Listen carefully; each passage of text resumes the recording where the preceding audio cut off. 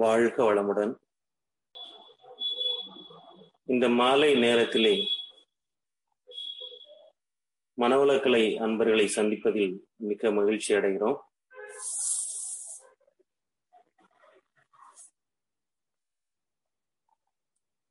வாழும் வாழ்க்கையில நமக்கு துன்பம் எப்படி வருதுங்க? துன்பம்னா முதல்ல என்ன? எதன் மூலமா நமக்கு துன்பம் வருது? சாதாரண மக்களிடையே நம்ம நிலவக்கூடிய ஒரு கேள்வி என்னன்னா, நான் வாழும் வாழ்க்கையில பாத்தீங்கன்னா பிறருக்கு நல்லதவே அதிகமா நான் செய்துக்கிட்டே இருக்கேன்.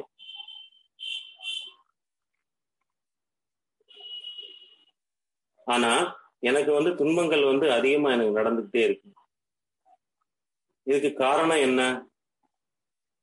அப்படின்னு சொல்லி நம்ம கொஞ்சம் பார்த்தோம் அப்படின்னா, இந்த துன்பங்கள் முதல்ல எங்க இருந்து நமக்கு கிளம்பி வருது அப்படின்னு சொல்லி நம்ம வாழ்க்கையில என்னன்னு பாத்தீங்கன்னா, ஒரு 40 ஆண்டு காலம் பிறந்தது முதல் சாமி சொல்றாங்க ஒரு 3 வயசு வரைக்கும் பாத்தீங்கன்னா அப்படி மூளை கட்டி முடிஞ்சிடும். அதுக்கப்புறம் நம்ம செய்யக்கூடிய வேலைகள் எல்லாமே தொடர்ந்து பாத்தீங்க வழி வழியா வந்துகிட்டே இருக்கு. அப்ப நம்ம செய்யக்கூடிய நல்லது கெட்டது எல்லாமே டோட்டலா பதிஞ்சு இந்த மூளை செல்கள்ல பதிஞ்சு இந்த கருமையத்துல பதிஞ்சு எழுச்சிப்பட்டு வந்துகிட்டே இருக்கு. அப்ப இந்த துன்பங்கள் நான் நல்லதுதான் செய்யறேன், ஆனா எனக்கு நடக்கக்கூடிய விஷயங்கள் எல்லாமே நிறைய மாற்றமா நடந்துகிட்டே இருக்கு. அப்ப இதுக்கு காரணம் என்ன? எதிர்மறையான நடப்புகள் நமக்கு நடந்துகிட்டே இருக்கு. நான் நல்லதுதான் நினைக்கிறேன், நல்லதுதான் சொல்றேன், நல்லதுதான் செய்யறேன். அப்படி இருந்து எப்படி நான் வாழ்க்கையில கொஞ்சம் ஒரு 40 ஆண்டு காலம் என்னுடைய வாழ்க்கையை எடுத்து பார்த்தாச்சுன்னா, மேக்சிமம் ஓரளவுக்கு நான் நல்லதுதான் ஓரளவுக்கு செய்திருக்கேன். ஒரு 50% 60%. மீதி இருக்கக்கூடிய பெர்சன்ட் பாத்தீங்க அப்படின்னா ஓரளவுக்கு இருக்கலாம். விவரம் தெரியாத காலத்துல ஒரு துன்ப நிகழ்வுகளை நம்ம ஏற்படுத்தியிருக்கலாங்க. அது நமக்கு விவரம் தெரியாது. எது துன்பம், எது மற்றவங்களுக்கு துன்பத்தை கொடுக்கும் அப்படிங்கிற விஷயம் நமக்கு தெரியாது. ஆனா சரி, அப்ப இந்த வாழும் காலத்திலோட நமக்கு அந்த துன்ப நிகழ்வுகள் எல்லாம் நமக்கு நடந்துகிட்டு இருக்கு. இதோட நமக்கு முடிஞ்சிருச்சா அப்படின்னு பார்க்கும்போது இதை தாண்டி கொஞ்சம் உள்ள போய் பாக்குறோம். என்னன்னா, நம்ம அப்பா அம்மாட்ட இருந்து நமக்கு மூதாதையர் யாருன்னு கேட்டீங்கன்னா நம்மளோட அப்பா அம்மா. அவங்களோட வாழ்க்கை நிலையை பாக்குறோம். அவங்களோட வாழ்க்கை நிலையில என்னென்ன நடந்திருக்கும், அவங்க கொஞ்சம் சின்ன நமக்கு தெரிஞ்சது, கண்ணுக்கு தெரிஞ்சு நம்ம கூட வாழ்ந்தவங்க. அப்ப அவங்க ஏதாவது நம்ம இந்த உயிர்களுக்கு துன்பங்கள் பண்ணியிருக்காங்களா அப்படின்னா நம்ம பார்க்கறோம். ஏன்னா நிறைய விஷயங்கள் என்ன செய்வாங்க, சின்ன குழந்தையா இருக்க வரைக்கும் சில விஷயங்கள் நமக்கு தெரியுங்க, சில விஷயங்கள் நமக்கு தெரியாது. அப்ப அவங்களும் செய்தது நமக்கு என்ன செய்யுங்க தெரியாது, வேற விஷயமா நமக்கு வந்திருக்குங்க. அப்ப அவங்களையும் கண்ணோட்டமா பாக்குறோம். அவங்களும் ஓரளவுக்கு துன்பங்கள் செய்யாத நிலையில தான் நம்மளுடைய வாழ்க்கையை அவங்களும் அமைச்சிருக்காங்க. அப்ப இப்படி கண்டினியூஸா நமக்கு இந்த நிகழ்வுகள் நடந்துகிட்டே இருக்கும். இன்னும் கொஞ்சம் தள்ளி போய் பாக்குறவங்க அவங்களோட அப்பா அம்மாவை பாக்குறோம். அப்ப அவங்களோட அப்பா அம்மாங்கும் போது தாத்தா பாட்டியா வந்துடுறாங்க. அப்ப இது வரைக்கும் தான் நமக்கு தெரியும் தாத்தா பாட்டியா இருக்காங்க. அப்ப அவங்க சில வேலைகளை நமக்கு செய்யறாங்க. அப்ப அவங்க மூலமா என்ன செய்யறாங்க, அவங்க தொழில் பண்ற இடத்துல, இப்ப எக்ஸாம்பிள் பாத்தீங்கன்னா ஒரு தொழில் பண்ற இடத்துல அவங்க நல்ல விதமா நடந்திருக்கலாம், இல்ல கொஞ்சம் பைசா ப்ராப்ளங்களா இருந்திருக்கலாம், இல்ல வேலை விஷயமா இருந்திருக்கலாம். அவங்க எப்படி நடத்தினாங்க அப்படிங்கிறது அதுலயும் நமக்கு பாதி விஷயங்கள் தாங்க நமக்கு தெரியும். மீதி முழு விஷயங்களும் நமக்கு இல்ல தெரியாது. சின்ன வயசுல நம்மளுடைய காலம் போயிடும். அதுக்கப்புறம் விவரம் தெரியப்படப்ப நம்ம வெளிப்புறத்துல நம்ம வந்துடும். அப்ப அவங்க செய்யக்கூடிய விஷயங்கள் நமக்கு தெரியறது. அப்ப இந்த மாதிரி விஷயங்கள் நமக்கு எங்க வருதுங்க, எங்க சேருது அப்படின்னா, நம்மளுடைய விஷயங்கள் எல்லாமே எங்க சேருதுன்னா நேரம் எங்க வந்துடுங்க, ஒரு இடத்துக்குன்னு சொல்றாங்க. அந்த இடங்களும் நமக்கு ஸ்டார்டிங்ல தெரியாது. அந்த இடங்கள் நமக்கு தெரியாது எங்க இருக்கு, எப்படி இருக்கு, என்ன மாதிரி இந்த உடம்புல அது வேலை செய்யுதுங்கிறத நமக்கு தெரியாது. கண்ணு முழுக்க நமக்கு தெரிஞ்ச வேலை என்னன்னா நம்ம துன்பப்படுறோம், அவ்வளவு. இந்த துன்பத்துக்கு உண்டான ரீசன் நமக்கு கண்டிப்பா தெரிஞ்சாங்க. அப்ப பின்னோக்கி போகும்போது இந்த விஷயங்கள் எல்லாமே உள்ள நடந்துட்டு வந்துகிட்டே இருக்கு. எது மூலமா வருதுன்னா, தொடர்ந்து வரக்கூடியது இந்த உடம்பு என்னன்னா மாறி மாறி வருதுங்க. அப்பாவுக்கு ஒரு உடம்பா இருக்கு, தாத்தாவுக்கு ஒரு உடம்பா இருக்கு, அப்பாவுக்கு ஒரு உடம்பா இருக்கு. நமக்கு என்னங்க, நமக்கு வேற விதமான உடம்பா இருக்கு. ஆனா உள்ள இருக்கக்கூடிய விஷயம் என்னங்க, ஒரே உயிர் தான். அந்த உயிர் தான் என்ன செய்யுங்க, தாத்தா உயிர் தான் அப்பாட்ட இருக்கு, அப்பா உயிர் தான் எனக்கு நம்மகிட்ட இருக்கு, நம்ம உயிர் தான் என்ன செஞ்சிருக்கு, நேர குழந்தைகிட்ட இருக்கு. இந்த விஷயங்கள் நமக்கு தெரியாது இல்ல. அப்ப இந்த விஷயங்கள் தெரியாம என்ன நடக்குதுங்க, அவர் செய்யக்கூடிய அவை அப்பாவுக்கு வந்திருக்கும், அப்பா செய்யக்கூடிய விஷயங்கள் தாத்தாவுக்கு வந்துடும், நமக்கு வந்திருக்குங்க. தாத்தா செய்யக்கூடிய விஷயங்கள் அப்பாவுக்கும், அப்பா செய்யக்கூடிய விஷயங்கள் என்னங்க நமக்கு வந்துருச்சு. இப்படி காலம் தொட்டு வந்துகிட்டு இருந்தே இதுக்கான முடிவு தான் நம்ம என்னங்க. அப்ப அவங்க என்ன செய்யறாங்க அப்படின்னா, இதோட சேர்ந்து இந்த நமக்கு கொடுக்கப்பட்ட அந்த விஷயங்களோட சேர்த்து என்ன செய்யறாங்க, அவங்களோட பதிவுலையும் மொத்தத்துக்கு என்ன செஞ்சு சாராம்சத்தை பூரா கொண்டு வந்துடுறாங்க. நேரம் கொண்டு வந்து நினைச்சாங்க நமக்கு விட்டுறாங்க, நம்ம கொண்டு வந்து விட்டுறாங்க.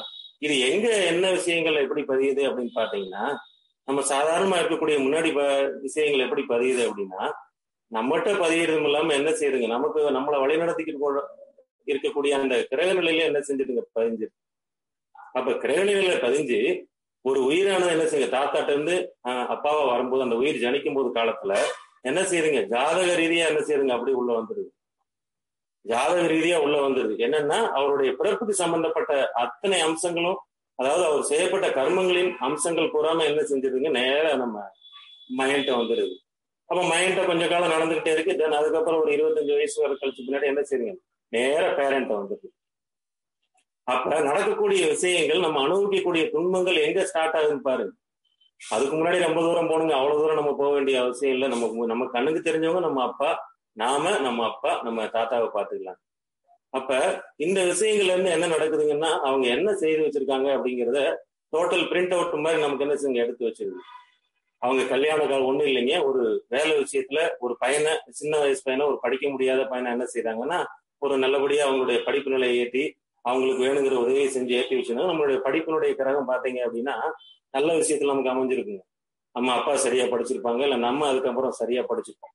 அப்ப அந்த கிரக நிலைகள் கொஞ்சம் வீக்கா இருந்துச்சு அப்படின்னு பார்க்கும்போது என்ன செய்யும், நேரம் அதுல கொஞ்சம் துன்பப்படுத்தி அவங்கள படிக்க விடாம செஞ்சிருந்தாங்க அப்படின்னா நேரம் என்ன செஞ்சிருங்க, அந்த கிரகத்தின் அடிப்படையில் என்ன செஞ்சிடும், அந்த இடத்துக்கு வந்து நம்மகிட்ட வந்து சேர்ந்துருங்க. ஒண்ணு அப்பாட்ட வந்து சேரும். கொஞ்சம் அவருடைய இதுகள் எல்லாம் அனுபவிச்சு முடிச்சிட்டாருன்னா நேரம் என்ன செய்யுங்க, பாதி இது என்ன செய்யும், நேரம் நம்மகிட்ட வந்து. அப்ப இப்ப நம்ம இப்ப துன்பப்படக்கூடிய விஷயங்கள் என்னென்னு பாருங்க. என்ன விஷயம், பையன் இருப்பான், நல்லதான் நமக்கு நல்ல ஸ்கூல்ல சேர்த்துருப்பாங்க, ஆனா படிப்பு விஷயம் நமக்கு கம்மியா இருக்கும். நாம என்ன செய்வோம், ஏறாத கோயில்லாம் ஏறி ஏறி போய் பார்த்துக்கிட்டே இருப்பாங்க. ஆனா இந்த விஷயங்கள் நமக்கு தெரியும். இது கால வரைக்கும் அப்பா காலத்துல என்ன செய்யும், இந்த விஷயங்கள் கூட நமக்கு தெரியும். ஏதாவது ஒரு துன்பம் வந்தா நம்ம என்ன செய்வோம், நேரா ஜாதகத்தை கூட்டு போய் என்ன செய்வாங்க, கொண்டு வந்து ஜோசியத்தை காமிச்சு அவருக்கு என்ன நடக்குது, ஏது நடக்குது, எந்த மாதிரி விஷயங்கள் நடக்குதுன்னு நம்ம பார்க்க சொல்லுவாங்க. ஃபர்ஸ்ட் அவ்வளவுதான். அவங்க என்ன சொல்லுவாங்க, ஐயா இந்த கிரகம் நடக்குது, இந்த கிரகம் நடக்கிற வரைக்கும் இப்படித்தான் இருப்பான், அவ்வளவுதான், இந்த இதுதான், இவ்வளவுதான் சொல்லி முடிச்சிருவாங்க. ஆனா அது எங்க இருந்து வந்தது, எந்த விதமா வந்ததுங்கிறது நமக்கு அந்த விஷயங்கள் விளக்கம் தெரியாது. அப்ப ஒரு கல்யாண ஏஜுக்கு ஒரு பொண்ணு இருக்கும்.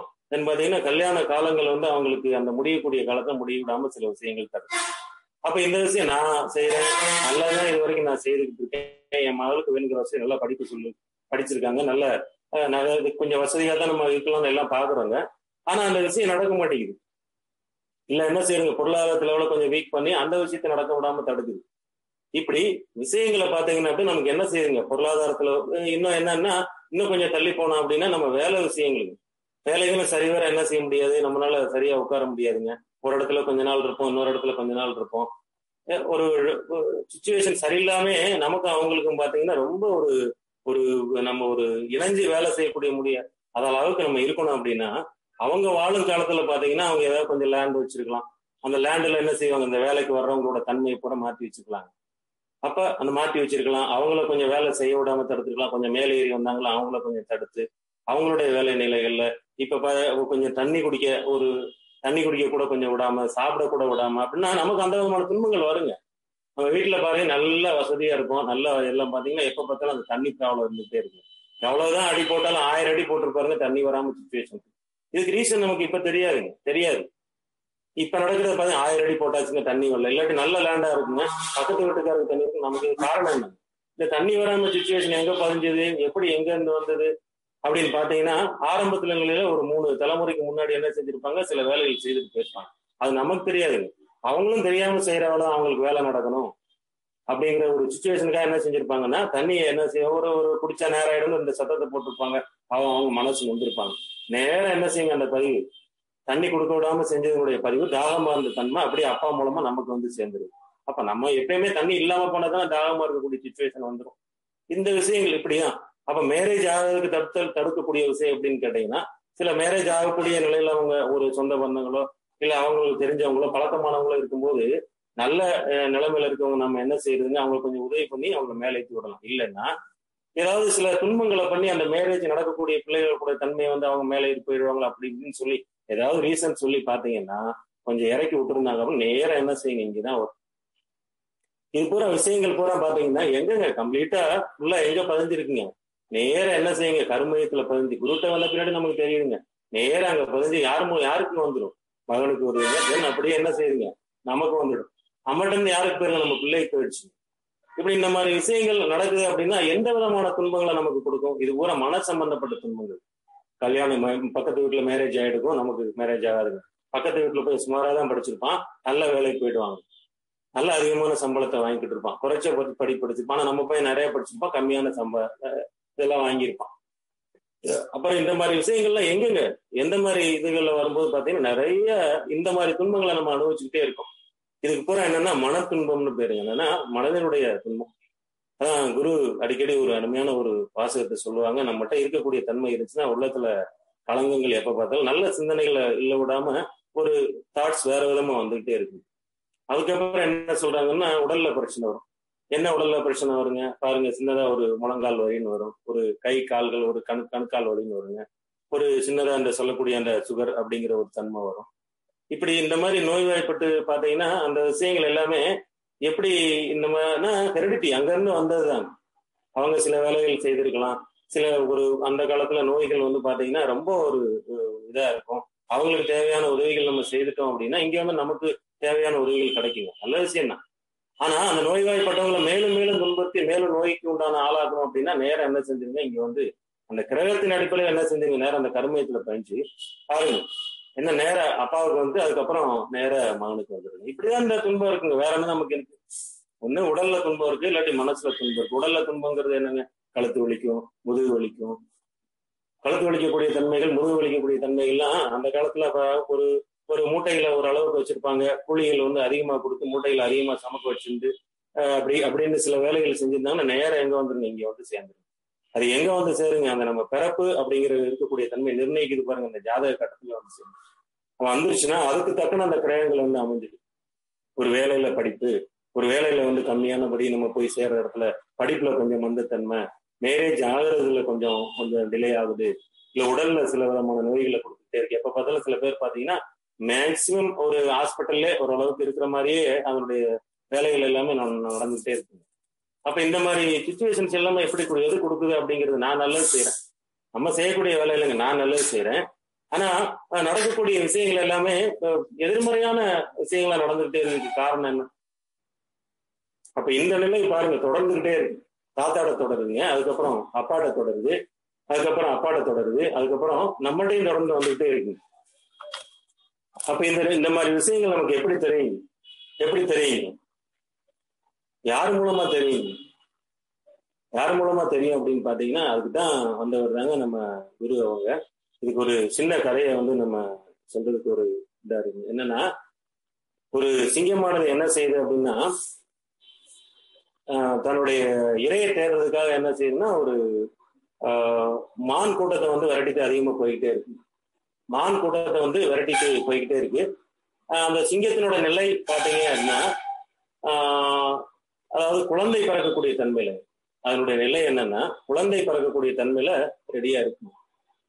அந்த குழந்தை பிறக்கக்கூடிய தன்மையில ரெடியா இருக்கும்போது என்ன செய்யுதுன்னா உணவை தேடி விரட்டி போகுதுங்க. அந்த மான் கூட்டத்தை என்ன செய்யுது, விரட்டி போயிட்டே இருக்கு. ஒரு சட்டன் ஸ்டேஜ்ல பாத்தீங்கன்னா தாவி மானோட ஸ்பீடு வந்து எப்பவுமே உங்களுக்கு அதிகமா இருக்கும், தென் சிங்கஸோட ஸ்பீடு வந்து இருக்கும், இருந்தாலும் பின்னாடி விரட்டிட்டு போகுது. ஏன்னா அதோட சிச்சுவேஷன் என்னன்னா கொஞ்சம் அந்த குழந்தை பிறப்பு அந்த குட்டியோட ஈரக்கூடிய காலத்துல அது இருக்குங்க. ஆனா விரட்டி போயிட்டே இருக்கு, தொடர்ந்து விரட்டி போயிட்டு ஒரு சமயத்துல ஒரு சின்ன ஒரு பள்ளமா இருக்குங்க, அதை தாண்டி ஒரு மேட்டு பகுதியுமா இருக்கு. மானானது இந்த மேட்டு பகுதியில இருந்து உடலை ஒரு சின்ன பள்ளத்தை தாண்டி அந்த மேட்டு பகுதியில தாண்டி அடுத்தது போயிடுச்சு. இந்த சிங்கமானது என்ன செஞ்சிருச்சு, கொஞ்சம் வெயிட்டா செஞ்சா இருக்கும்போது என்னன்னா இங்க இருந்து தாவுற சமயத்துல அந்த சின்னதா அந்த ஒரு இதுல அடிபட்டு என்ன செஞ்சிருக்கு, ஒரு சின்ன பாறையில மோதி அப்படியே கீழே விழுந்து கீழே சரசரன்னு என்னங்க சரி வந்துருது. அப்ப சரி வரும்போது என்னன்னா என்ன விஷயம் நடக்குது அப்படின்னா அந்த குட்டி என்னங்க வகுத்துல கொஞ்சம் லேசா அடிபட்டுருங்க. அடிபட்டுட்டு என்ன செய்யுதுங்க, அந்த குட்டியானது அந்த சமயம் பார்த்து ஈனப்படுது. குட்டி போட்டுருச்சு. குட்டி போட்டோம்னா என்ன செய்யுங்க, அந்த இதை தாங்காம அதுல மோதி தென் அதுல அடிபட்டு செஞ்சு இருந்தனால என்ன செய்யுதுங்கன்னா அந்த சிங்கமானது இறந்து போச்சு. மீதி இருக்கிறது பாத்தீங்கன்னா அந்த குட்டி தாங்க. இந்த குட்டி என்ன செய்யுதுங்க, அப்படியே அந்த இதுல வந்து கீழே ஒரு சின்ன நீரோட மாதிரி அந்த பாறையில ஒரு ஒண்ணு இருக்கக்கூடிய பாறையில அந்த சின்ன தண்ணி மாதிரி இருக்கிற இடத்துல என்ன செய்யுதுங்க, அந்த குட்டி நவந்து வந்து கீழே வந்து அப்படியே உருண்டு விழுந்துச்சு. சிங்கக்குட்டி கொஞ்ச நேரம் ஆகுது, அந்த சிங்கக்குட்டியானது அப்படியே இருக்குங்க.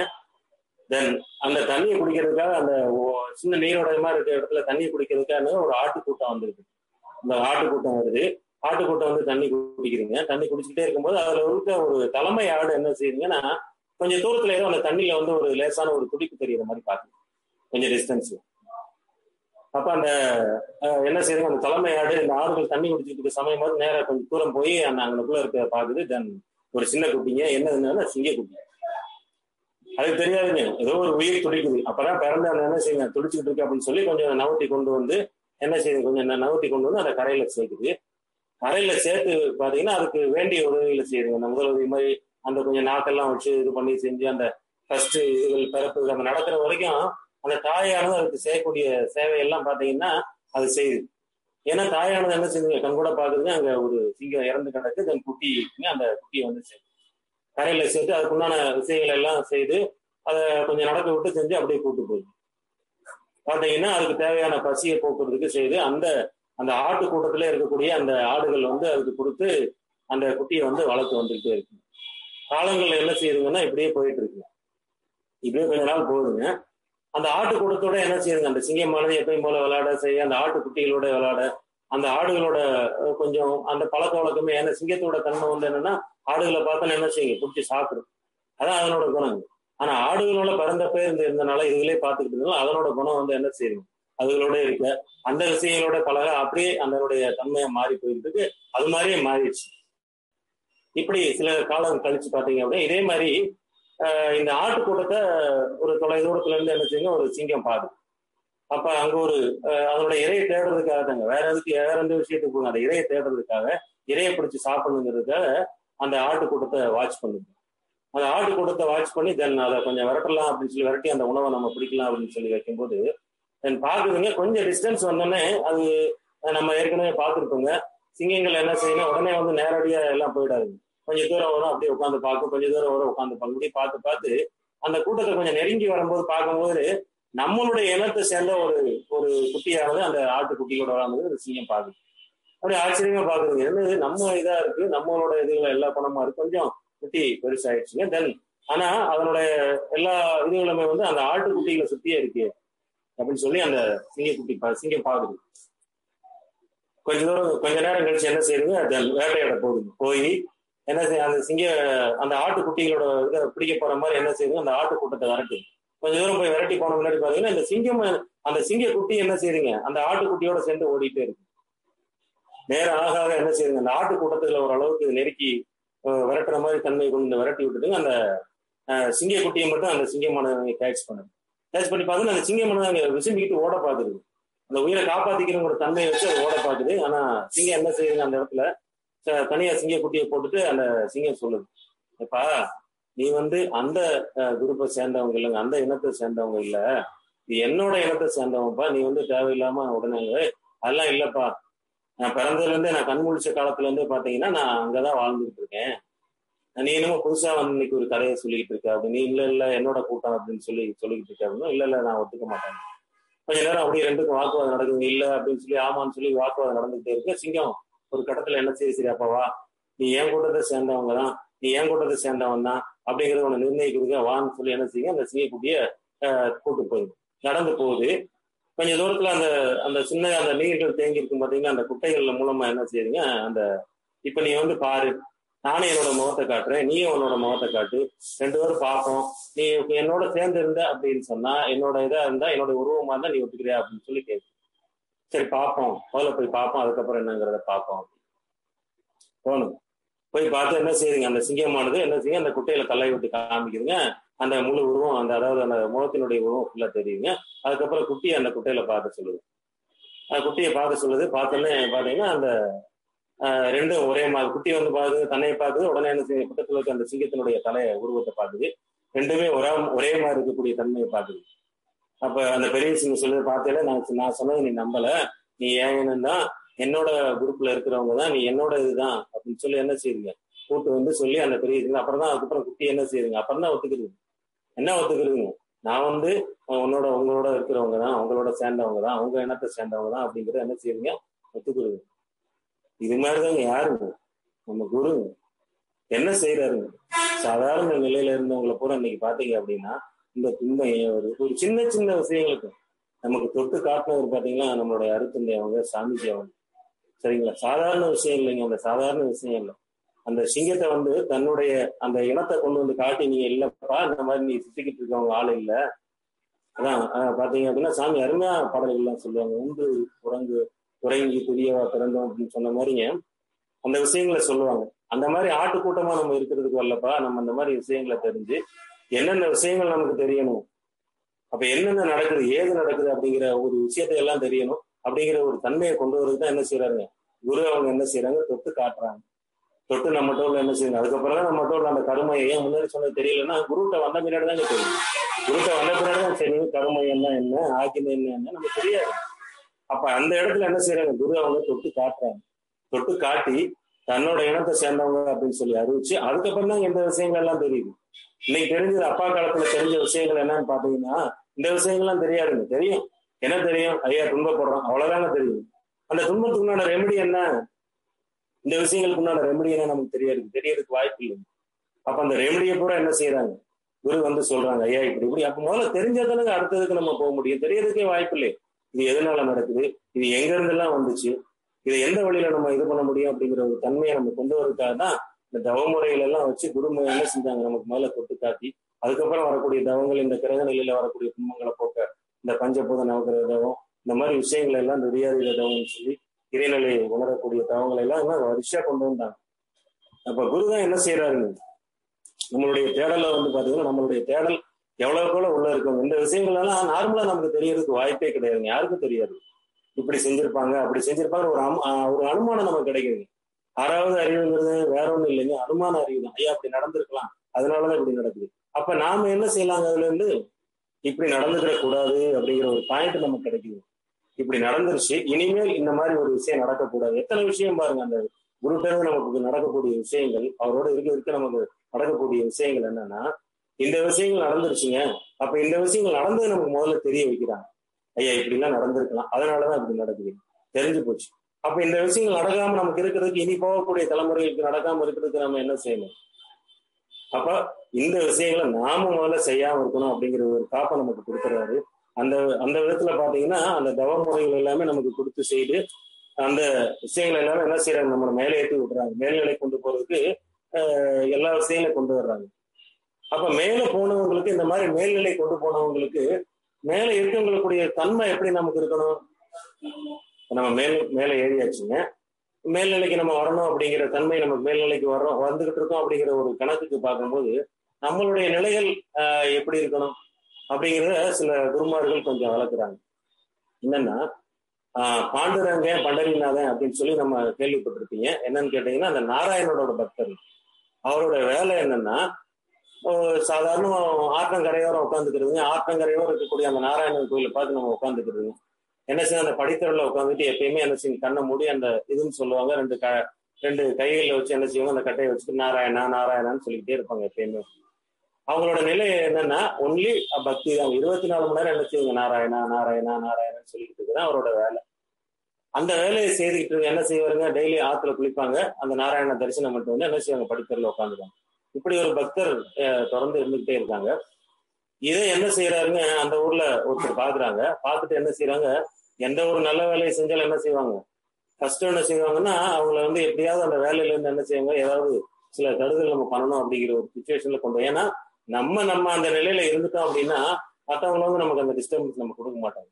நம்ம அந்த நிலையை கொஞ்சம் அடையிறதுக்கு ஏதாவது தடங்கள் ஏற்பட்டாலும் இல்லை அந்த நிலையை நம்ம அடைய முடியாத ஒரு சுச்சுவேஷன் வரும்போது என்ன செய்வோம்னா, ஒருத்தர் அடைஞ்சிருக்க நிலையை பார்த்து என்ன செய்வோம், சரி அவங்களுக்கு ஏதாவது கொஞ்சம் அப்புறம் அதுக்கப்புறம் நம்ம எப்பயும் போல அவங்களோட நிலையை அறிஞ்சு நம்ம சாதாரணமாயிரு. அப்படி ஒருத்தர் என்ன செய்யறாருங்க, ஒரு நபரை பிடிக்கிறாரு.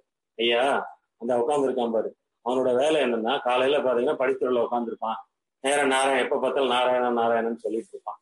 அவனை நீ என்ன செய்யற, நேர கூட்டு வந்து அவனோட நீ சண்டை போடுற, அவனை நீ என்ன செய்யற, அசிங்கப்படுத்துற, சண்டை போட்டு செஞ்சு அவனோட நீ செஞ்சேன்னா உனக்கு சில பணம் நம்ம கொடுக்குற மாதிரி நான் அப்படின்ற மாதிரி அவர் சொல்றாரு. அப்ப அவரும் அந்த நபர் என்ன செய்யறாருங்க, நேரம் வர்றாரு, அந்த பணத்துக்கு ஆசைப்பட்டு சரி அவர் என்னதான் பண்ணுவாரு, இவரோட நம்ம போய் என்னன்னு பார்ப்போம் அப்படின்னு சொல்லி அவர் சொல்லிதான் வர்றாரு. அந்த என்ன செய்யறாரு, படித்துறையில உட்காந்துருக்காரு. அந்த பாண்டுரங்க என்ன செய்யறாருங்க, எப்பயும் போல நாராயணா நாராயணான்னு படிச்சுட்டே இருக்காரு, தொடர்ந்து படிக்கிறாரு. இவர் பாக்குறாரு, என்னப்பா நான் அவர் சொன்ன கொஞ்ச நேரம் கண்ணை திறந்து பார்த்தோன்னா, என்னப்பா என்ன விஷயம், என்ன வந்திருக்கீங்க? ஒண்ணும் இல்லைங்க, நீங்க என்ன செய்றீங்க அப்படின்னு கேட்டோன்னா, ஆத்துக்குள்ள குளிச்சுட்டு ஒரு முறை நாராயண தரிசனம் பண்ணிட்டீங்களா அப்படின்னு கேட்கிறாருங்க. ஆமா. அப்ப இன்னொரு முறை என்ன செய்யுங்க, எனக்காக என்ன செய்யுங்கன்னா இந்த ஆத்துக்குள்ள குளிங்க, திருப்பி போய் தரிசனம் பண்ணுங்க அப்படிங்கிறாரு. அப்ப ரெண்டாவது முறை என்ன செய்யறாருங்க, அந்த பாண்டுரங்க என்ன செய்யறாருங்க, யாரு என்ன சொன்னாலும் அவங்க செய்யக்கூடிய நிலையில உள்ளவங்க தானே. ஏன்னா அங்க உள்ள போய் திரும்ப குளிக்கிறாரு, பல வெடிக்கு என்ன செய்ய போறாரு, நாராயண போய் தரிசனம் பண்றாரு. அப்புறம் ஒரு மூன்றாவது முறை என்ன செய்யறாங்க, திரும்ப வந்து உட்காந்தாச்சு, குளிச்சுட்டு வந்து தரிசனம் பண்ணிட்டு வந்து அந்த பாண்டுரங்க சாமி உட்காந்துட்டாங்க. திரும்ப அந்த நபர் என்ன செய்யறாருங்க, இன்னொரு முறை எனக்காக குளிச்சுட்டு அப்படின்னு சொல்லி இப்படி தொடர்ந்து சொல்லிக்கிட்டே இருக்காரு.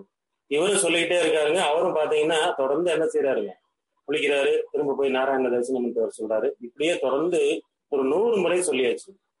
100 முறை ஆத்துல குளிச்சு 100 முறையும் தரிசனம் பண்ணியிருக்காருங்க. அவர் ஒண்ணு கூட அவர் சொல்ல, பேசாம வந்து உட்காந்துட்டார். 101வது முறை பார்க்கும்போது அந்த வந்திருக்க நபரை பாக்குறாரு.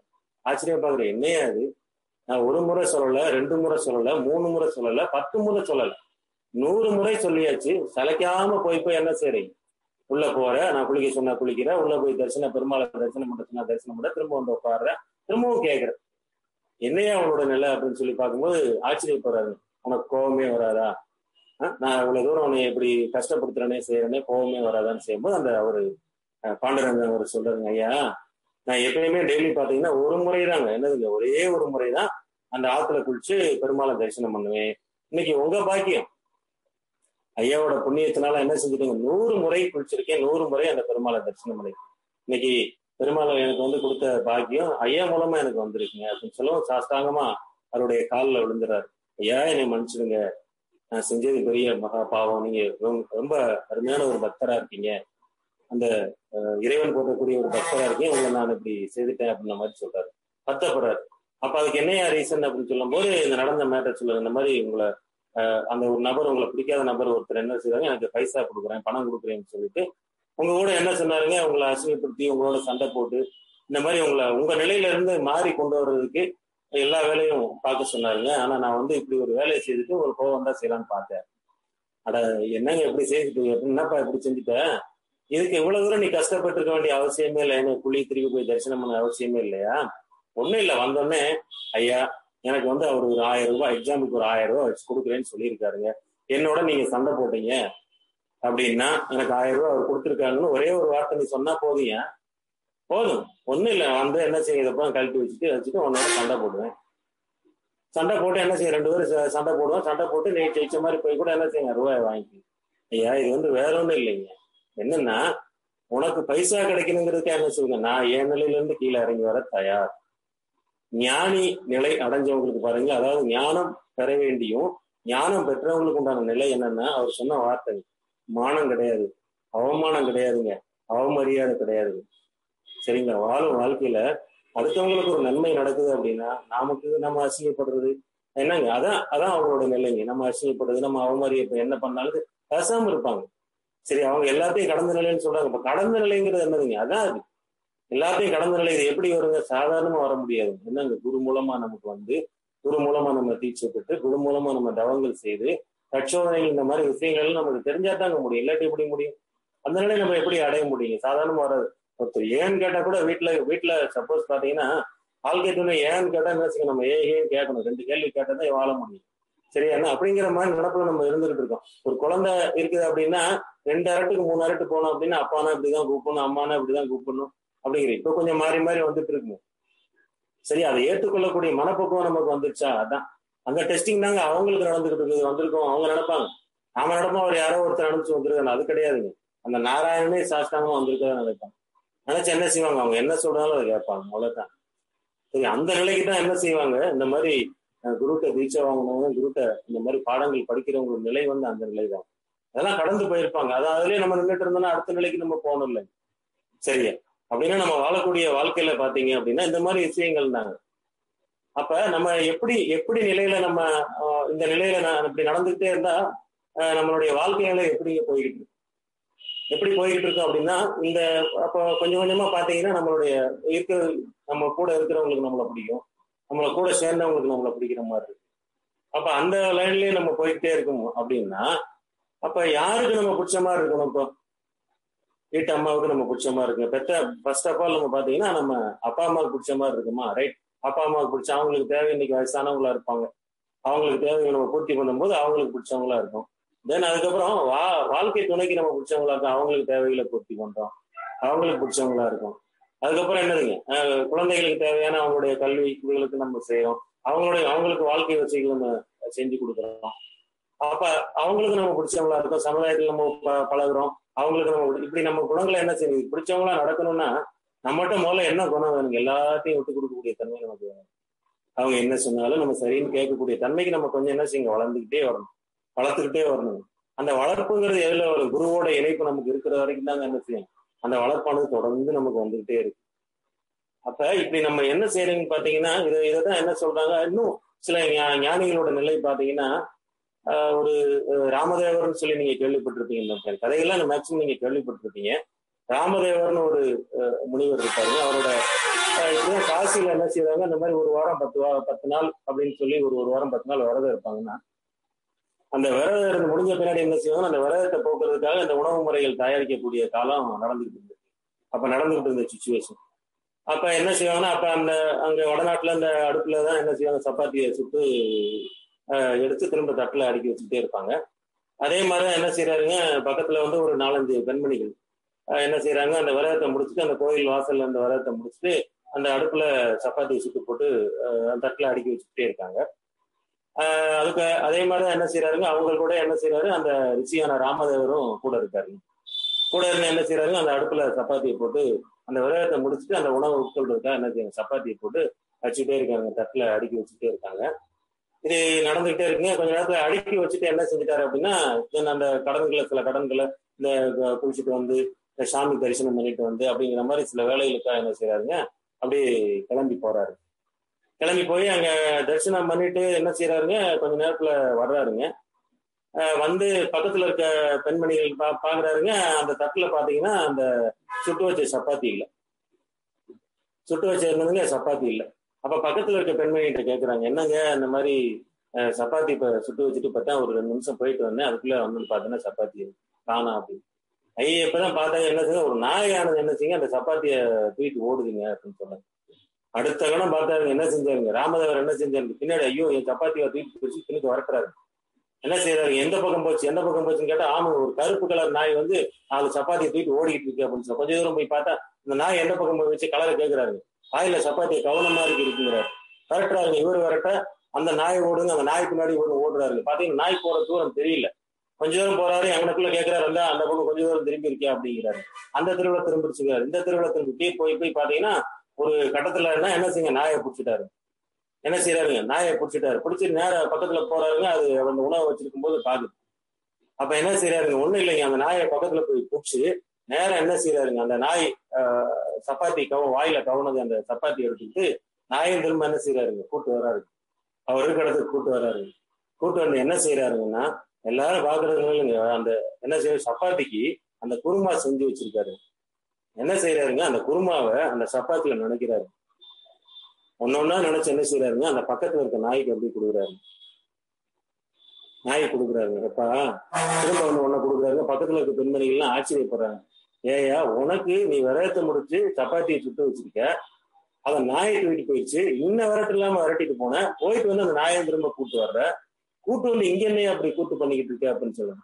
அதுக்கு அவர் சொன்ன விளக்கங்க, ஐயா நான் எப்படி சாப்பிடுவேன், சப்பாத்தி மட்டும் நான் சாப்பிட மாட்டேங்க, என்ன செய்வேங்க, அந்த சப்பாத்தி எடுப்பேன், சப்பாத்தில என்ன செய்வேன், நேரம் வெறும் வாயில என்னால சாப்பிட முடியாது, அந்த குருமாவை தொடுவேன், குருமாவை தொட்டு சாப்பிடுவேன்.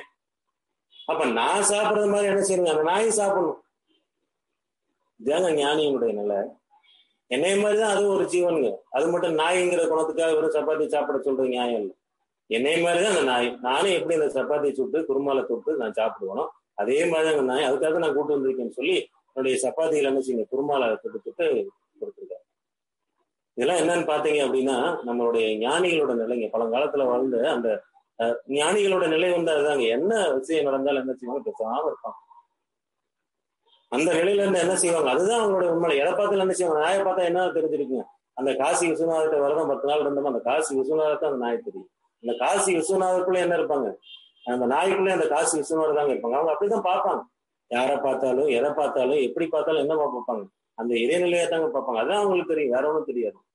இந்த நிலையில எப்படி நமக்கு வருங்க? அந்த குருவோட நமக்கு இணைப்பு இருக்க போய் தாங்க வரும், சாதாரண விஷயம் இல்லை. சரிங்களா? அப்ப இன்னைக்கு பாத்தீங்கன்னா நம்மளுடைய தன்மையில இன்னைக்கு மிக ஒரு ஒரு அற்புதமான நாளுங்க. அற்புதமான நாள்ல சில வகையான கருத்துக்களை நம்ம உள்ள வாங்க. இப்படிதான் என்னன்னா, நம்ம அப்ப யாருக்கு பிடிச்சவங்களா, இவங்க எல்லாம் யாருக்கு பிடிச்சவங்களா இது வரைக்கும் நம்ம வாழ்ந்துருப்பாங்க அப்படின்னா, யாருக்கு பிடிச்சவங்களா நம்ம வாழணுங்க? எல்லாத்துக்கும் பிடிச்சவங்களா நம்ம வாழ்ந்தாச்சுங்க. கூட இருக்கிறவங்க, செய்யறவங்க, தொழில் பண்றவங்க, எல்லாத்துக்கும் பிடிச்சவங்களா வாழ்ந்துருந்தாங்க. யாருக்கு பிடிச்சவங்களா வாழணுங்க? குருவுக்கு பிடிச்சவங்களாகவும் கடவுளுக்கு பிடிச்சவங்களாகவும் வாழணும். அப்ப இதுக்கு என்னன்னா, ஒரு அப்துல் கலாம் ஐயாவோட ஒரு சின்ன கதை, அவரு சொன்ன கதை நீங்களும் கேள்விப்பட்டிருப்பீங்க. அவங்க அப்பா அம்மா என்ன செய்வாங்க அப்படின்னா, இரவுல படுத்திருக்கும் போது அப்படின்னு பாத்தீங்கன்னா டெய்லி இந்த கதையை சொல்லுவாங்க.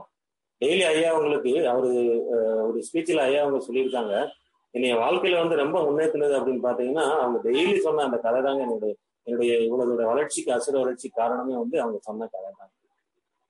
இது என்ன கதைன்னா, இரவுல படுத்த பின்னாடி என்ன செய்றீங்க, ஐயா சொல்லியிருக்காங்க, ஆடம்னு சொல்லி ஒருத்தர் இருந்திருக்காரு.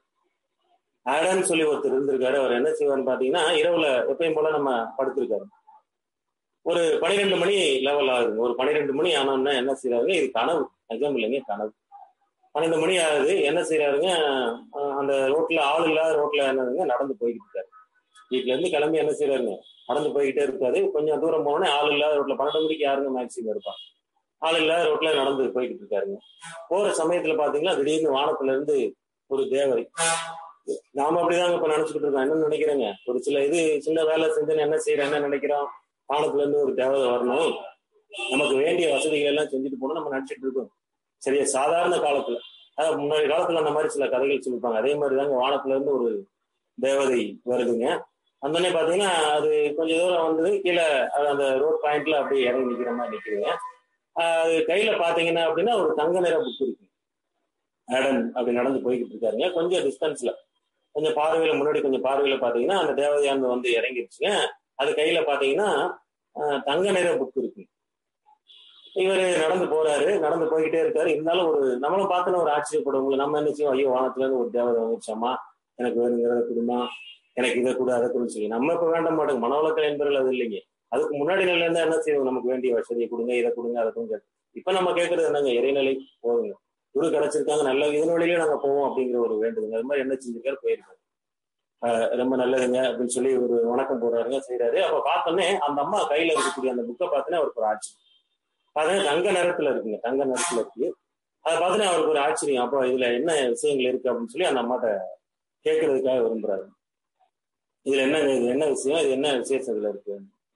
ஒண்ணும் இல்லைங்க, இதுல என்னன்னு கேட்டீங்கன்னா, இது நான் மேலோகத்துல இருந்து வர்றேன், தென் இறைவன் தான் என்னைய கீழே அனுப்பிச்சிருக்கான்.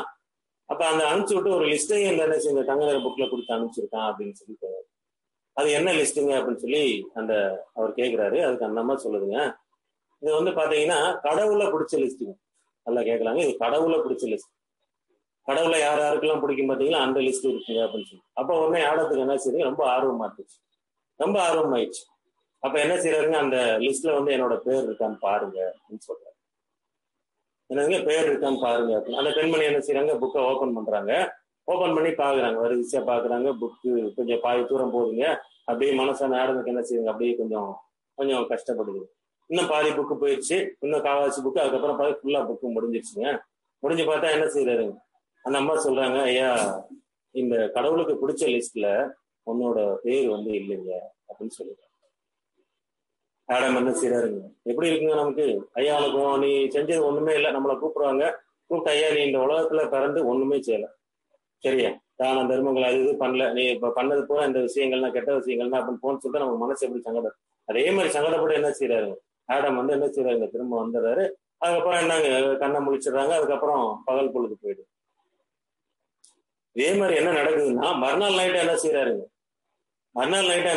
அதே மாதிரி படுக்கிறாங்க. ஆடம் ஐயா படுக்கிறாங்க, தூங்கிட்டாங்க. அதே மாதிரி ஒரு நடுநிசி ஒரு 12 மணிக்கு மேல என்ன செய்யுங்க, அந்த மாதிரி கனவு வருதுங்க. தென் அதே மாதிரிதான் என்ன செய்யறாரு, நடந்து போறாரு. ஆள் இல்லாத இடத்துல முன்னாடி நாள் நைட்டு மாதிரி நடந்து போயிட்டு இருக்காரு.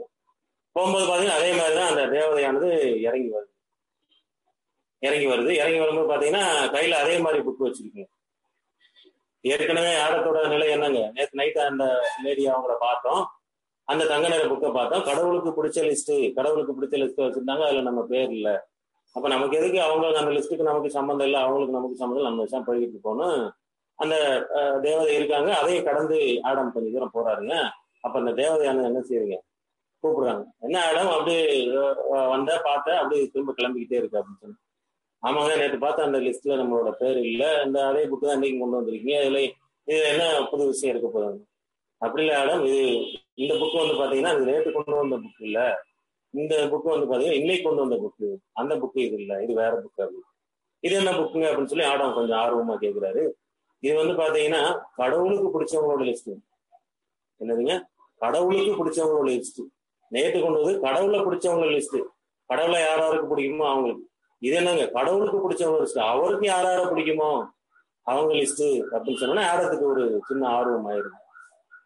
அப்ப பாக்குறாரு வரிசை, அப்ப இதுலயாவது என்னோட பேர் இருக்கான்னு பாருமா அப்படின்னு சொல்லி கொஞ்சம் இறங்கி கேட்கற மாதிரி கேட்கிறாரு. அப்ப அந்த அம்மா என்ன செய்யறாங்க, வரிசையா ஒரு பக்கமா பரட்டுறாங்க. 10 பக்கம் போது, 20 பக்கம் போது, 30 பக்கம் போய் 40 பக்கம் போதுக்குள்ள என்ன ஆகி போச்சு, ஆடத்தோட பேர் வந்துருச்சு.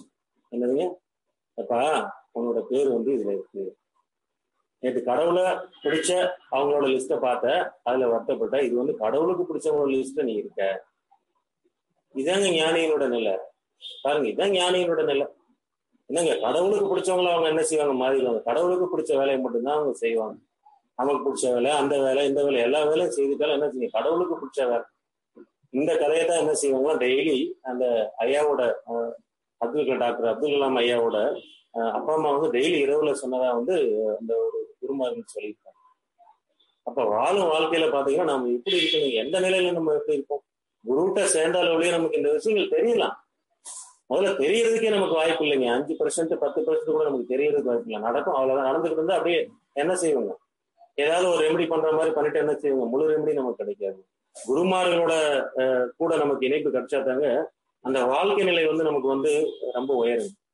இன்னைக்கு பாத்தீங்க அப்படின்னா நம்மளுடைய ஒரு அற்புதமான ஒரு நாளுங்க, வள்ளலாருடைய பிறந்த நாளுங்க. ரொம்ப அருமையான ஒரு ஐயா வந்து நம்ம ஆலியார்ல கூட அந்த சில இருக்குங்க. ஐயா வந்து 10 ஆண்டு காலம் நம்ம குரு சொல்லியிருக்காங்க, 10 ஆண்டு காலம் என்னோட தான் கூட இருந்து கிட்டத்தட்ட 2500 கவிதைகளுக்கு மேல ஐயா அவங்க எழுதுனதா சொல்லியிருக்காங்க. ரொம்ப அற்புதமான ஒரு குரு, அவரும் ஒரு அற்புதமான ஒரு குருங்க.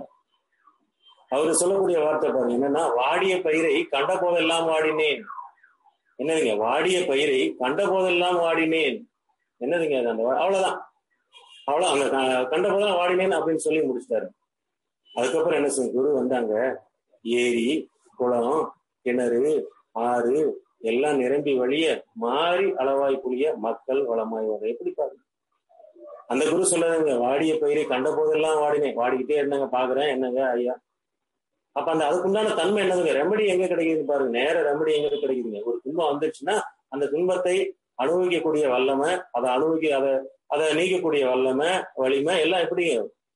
அப்ப அதுக்குண்டான விஷயங்கள் நமக்கு தெரிஞ்சா தானங்க சொல்ல முடியும். வாடிய போது என்னங்க, அதே மாதிரிதான் மனுஷனும் வாடி இருப்பான். ஒரு பயிரை மட்டும் சொல்லலைங்க, மனுஷனையும் சேர்த்துதான் சொல்லியிருப்பாங்க. இப்ப எல்லாம் என்ன செய்யுங்க, மனுஷன் வாடுற நேரத்துல என்ன செய்யுங்க, அவங்களுக்கு தேவையான உதவிகளை நம்ம செய்யணுங்கிறது தான் சொல்லப்பட்ட வார்த்தைங்க. தென் குரு என்ன செய்யறாங்க, ஒரு படி மேல ஏறி என்ன செய்ய, ஏரி குளம் கிணறு ரெமிடி, அதுதாங்க இன்னைக்கு சொல்யூஷன் வந்து பாத்தீங்கன்னா வேதாத்திரியத்துக்கு தாங்க நமக்கு கிடைக்கும். வேதாத்திரியத்தை தவிர வேற எங்கேயும் நமக்கு என்னங்க, எல்லா விதத்துக்குமே சொல்யூஷன் கிடைக்கும். ஐயா இடுப்பு வலிக்குதுங்க, இடுப்பு வலிச்சா என்ன செய்யலாம், ஐயா நேற்று ரொம்ப காலையில இருந்து இரவு வரைக்கும் நின்றுருக்கேன், பாத்தீங்க அப்படின்னா இடுப்பு வலிக்குது அப்படின்னா மேல அந்த மகராசனம் அப்படிங்கிற ஒரு பயிற்சி முறைகளை செய்துட்டேன் அப்படின்னா கீழே இருந்து மேல ஒரு தலை முதல் பாருங்க, கழுத்து வலி இருந்தாலும் போகுங்க, இடுப்பு வலி இருந்தாலும் போகும், முதுகு வலி இருந்தாலும் போகுங்க, காலுக்கு கீழே கணுக்காலுக்கு கீழே பாத்தீங்கன்னா இந்த காலை பரட்டி போகும், பாத வலி இருந்தாலும் போயிடுது. எத்தனை விஷயங்கள் பாருங்க, சாதாரண விஷயங்கள். ஒரு மனுஷனை டாப் டு பாட்டம் குறைஞ்சி வச்சிருங்க, டாப் டு பாட்டம் தலையில இருந்து பாதம் வரைக்கும் அத்தனை முறைகளை நீக்கக்கூடிய வல்லமை பாத்தீங்கன்னா அவருக்கு தாங்க இருக்கு. சரியா, அந்த நிலையில எப்படி பாருங்க, ஒரு ரொம்ப ஒரு அருமையான அற்புதமான ஒரு விஷயங்களை எல்லாம் கொடுக்கக்கூடிய அந்த குருமாரோட இணைப்பு நமக்கு கிடைச்சது. ரொம்ப வாழ்க்கையில நம்ம ரொம்ப புண்ணியம் பண்ணியிருக்கலாம்.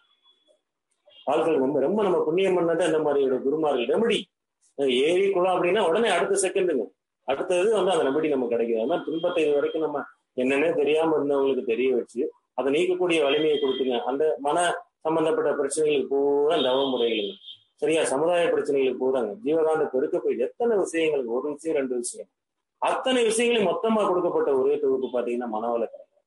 அந்த கலையில எந்த ஒரு விஷயத்துக்கும் ஒரு மனுஷன் சோர்வடைஞ்சு உட்கார முடியாது.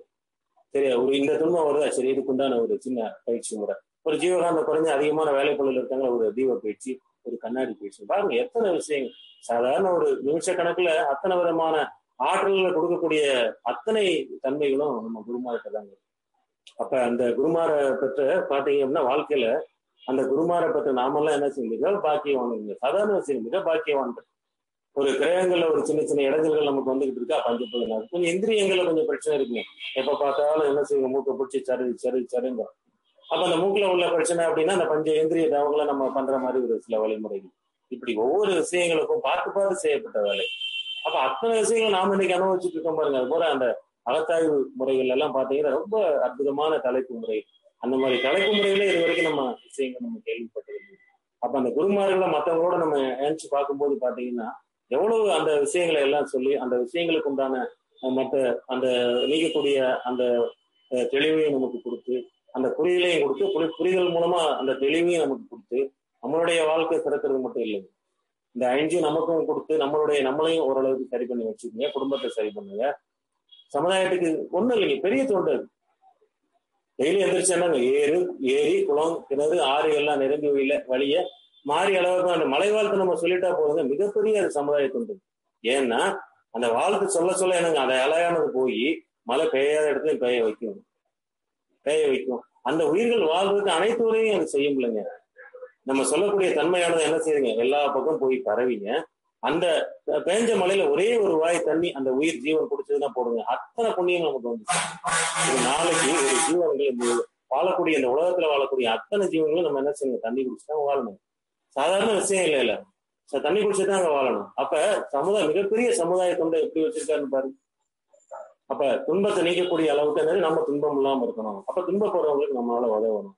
அப்ப என்ன செய்யறீங்க, இந்த மாதிரி விஷயங்களை நம்ம சொல்ல பாத்தீங்கன்னா அத்தனை விதமான தன்மைகள் நமக்கு இறங்க ஆரம்பிச்சிருக்கு. கொஞ்சம் கொஞ்சமா இறங்குறது. ஒரே நேரத்துல என்ன செய்ய, கல்லை விடுச்சுன்னு சிலையை செஞ்சிட முடியாது. கொஞ்சம் கொஞ்சமா தான் செய்யணும், கொஞ்சம் கொஞ்சமா தான் செலுத்தணும். எவ்வளவோ காலம் வந்ததுங்க, 3 தலைமுறையை தாங்க சொல்லியிருக்கேன். எத்தனையோ கோடி தலைமுறைகள் என்ன செய்யுங்க வந்துகிட்டே இருக்கு. இந்த உயிரானது அந்த உயிரை மோட்சத்துக்கு கொண்டு போறதுக்குங்க நம்மளுடைய வாழ்க்கை சிறப்பா இருக்கு. அந்த குருமாரோட இணைப்பு கிடைச்சிருக்குங்க. நம்ம எல்லாம் ரொம்ப புண்ணியவான்கள் சொல்லி இந்த சிறப்பான ஒரு சிந்தனை முறையும், எனக்கு இந்த ஜூம் ஐடி அதுல பேசுறதுக்கு ஒரு வாய்ப்பையும், இதுக்காக பொறுமை காத்து இந்த நல்ல விஷயங்களை நாம எல்லாம் சேர்ந்து மனவளக்கலை அன்பர்கள், நமக்கு தெரியாத விஷயங்கள் இல்லைங்க, ஷேர் பண்றதுக்காக இருந்து அனைத்து பொறுமையான உள்ளங்களுக்கும் அவரது அன்பு குடும்பங்களுக்கும் வாழ்த்தையும் நன்றியும் சொல்லி இந்த உரையை நிறைவு பண்ணிக்கலாம். வாழ்க வளமுடன், வாழ்க வளமுடன், வாழ்க வளமுடன்.